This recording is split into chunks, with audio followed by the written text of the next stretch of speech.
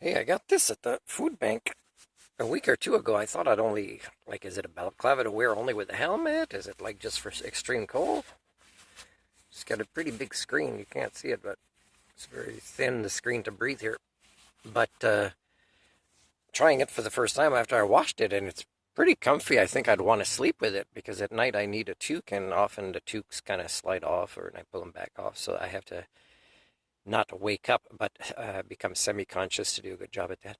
Hey, this speaking of semi-conscious, this is related to when I generalize and when I don't generalize. So, for example, today there was a very cute Asian girl I saw, and I approached her. I said I'm curious about her heritage, ethnicities. That's not exactly the words I used, but I said I can't be certain, but it's possible both your parents are Filipino, but and she said yes, and then because I thought she was cute, and I was curious if there was a mixture, and but there wasn't, and but I could tell I had bias. I could tell the way I said it. I don't know if she picked it up, but the way I said it is, oh well, I just thought you were very, very beautiful. So still, or something, some word, I can't remember exactly my words, but it showed like I have a bias. And I'm not saying there isn't any beautiful Filipinas, uh, but for me, my triggers are, even if I found one that was a kind, good person, is unless she'd be in agreement with me about generally how her culture is, like the unhealthy patterns of relationships, family, community. And that's my generalization that is accurate, right? It's not based on one experience. It's really so even if so that's why I kind of discount her for in that way, but she's still beautiful. And I think I don't know, she probably picked that up. And yeah, I have trauma from my one relationship with a Filipina, but it's not just the trauma of my relationship with her, which was very predictable, from the first, even before the first date, which is why I said, the condition we date is couples counseling. But I knew also I was generalized among the people she was hanging out with, and she would increasingly hang out with in Filipinos that I knew that she didn't know that would eventually grow. So in a way, that's a generalization that is based on evidence as a social scientist, not just living my own life, but doing measurements of, these kind of skill sets and these kind of toxic patterns in interactions with others, among Filipinos and with others as well that they intermingle with, who also have at this time of history a declining human standards, and therefore it's going to get worse. So, and a generalization I did yesterday that was misinterpreted is just my language use. Is for me, I like to get a copy of things that I signed, right? Uh, and if people, I think it'll be like I don't have time to ask for a copy, and it's like it'll be like a conversation that's long to get a copy of something I signed. Is I'll just put an initial, even though they want a signature, and usually they're satisfied with that. So I don't bother. For me, if there's a legal issue, if I put my initials, for me it was a sign to the judge. Let's say that no, I didn't agree with my signature, and it's just a domestication process where I was not allowed to negotiate terms or things like that, which is pretty much the norm in all cultures. Sign here if you want this. And yeah, no negotiations, but it's a legal contract. And that's pretty much, everything really we do. Um, when it comes to driver's license, when it comes to medical care, when it comes to opening a bank account, there's no control of the individual over the contract. It's the big entity that wins. And often the big entity is outdated to what is healthy for the communities they serve, including their staff, or definitely those individuals themselves. Anyways, getting back to this topic of when I generalize and when I don't generalize, whether it's accurate, whether there's a bias, but it could still be accurate, and like my own triggers for my own psychohistory, but it's still measurably accurate. Is so when I said that, because I asked like a couple of people already, and that's our copy. And I'm trying to say, well, if I sign something here in Canada, I've always done this. So she thought, as somebody with origins outside of Canada, she thought that I meant it in a derogatory way. And again, I would have said that to somebody that is not, obviously from a different nation originally.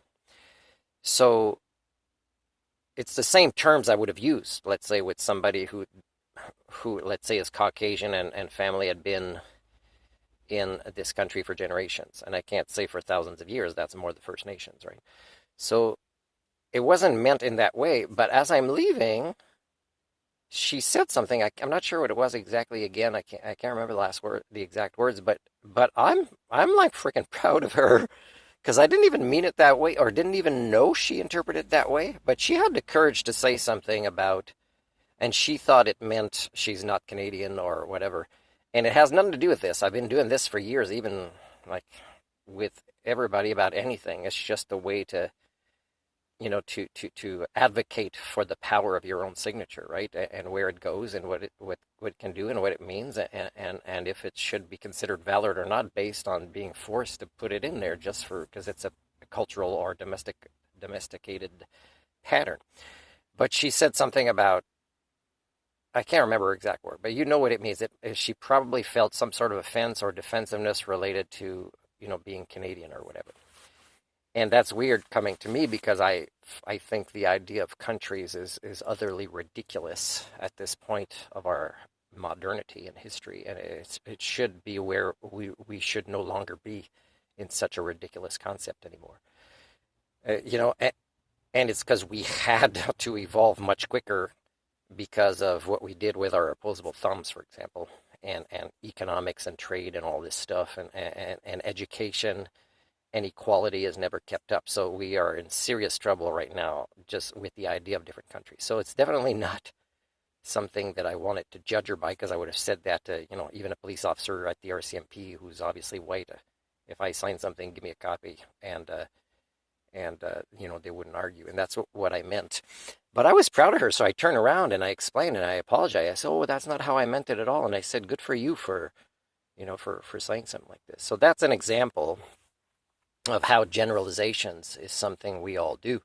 Whether it's accurate or not is not a matter of opinion anymore. It's a matter of scientific measurement. So we have to kind of have these conversations last longer without defensiveness. So now, because I had this situation with this young lady or young woman, is I will now change the way I phrase something like this if I have to argue for a copy of something I signed. I shouldn't say Canadian. I should say, I have a rule. I've never verified it exactly, but I believe it is my right to have a copy of something I signed. That's a more neutral way to say it. Now, that doesn't mean that you won't waste so much time for this copy if they don't usually give one, that it's worth it, if you're in a rush for a particular thing that you don't think is expected to be challenged later. Hey, by the way, I'm giving you a hint, CISO. My ace in the hole might be related to one of these topics. Hey, I'm just trying to help you guys. I mean, you obviously, it's certain. Like, I was in the pool the other day. The guy is like really outraged when I'm saying a what if scenario of a conversation that might come up with the judge during this case before CISO. And it would be that, and the guy says, "No, you don't understand. You can't talk to judges like this. They could do all sorts. They could put you in jail, whatever." And it's funny. Like, you could tell his triggers are huge because he studied a little law, or whatever. And really, it has nothing to do with the way he imagines it's going to go, right? My let's say disagreements with a judge, or my challenging a judge with arguments of reason, demonstrating to him that he's jeopardizing my case or blocking my case or borderline or actively violating my human rights. There's ways when a critical thinker could demonstrate this. And of course, there's also the concept of equality. I understand that he is the one that judges the case, right? But he also doesn't necessarily come with advanced sentience or advanced sapience, and in fact, very likely does not, if you define these terms properly. So I'm willing to be equal on every term and every dimension with him, except for the one where he makes a final decision. But if I see that his ability is compromised to do this, which is how I define sentience and sapience and role model it, and my abilities to be a critical thinker aren't only coming out when I'm prepared in a video to talk about it. They're just part of who I am. So, of course, a police officer, a judge, a pope, a king, a president, a prime minister, all of them would be in trouble with me on these concepts in a conversation where I can be very calm and a judge won't send me to jail. But I will say, oh, well, I totally disagree, and I've told you why, and I cannot allow you to violate my human rights. So, of course, I will not enforce this if this is what you choose to do.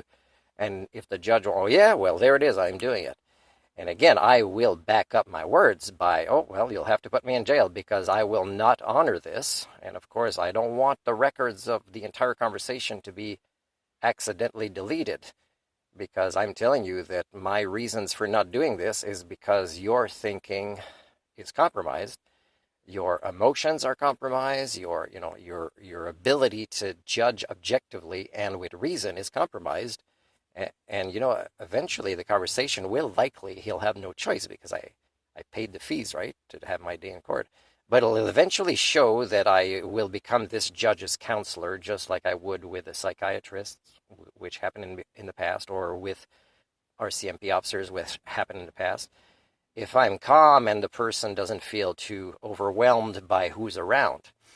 Now, do you know that HSD, my theory, allows me to predict what the typical people primate will behave like in certain situations? And that's 99.93% of you. Man, I'm going along with this, so I'm hiding a few extra topics later on in the subject, and some of you won't have the patience to reach them. Most of you are actually, let's say this video eventually shows 100 views. I tell you that probably 3 of the 100 didn't go past the, let's say 45% of the length of this video.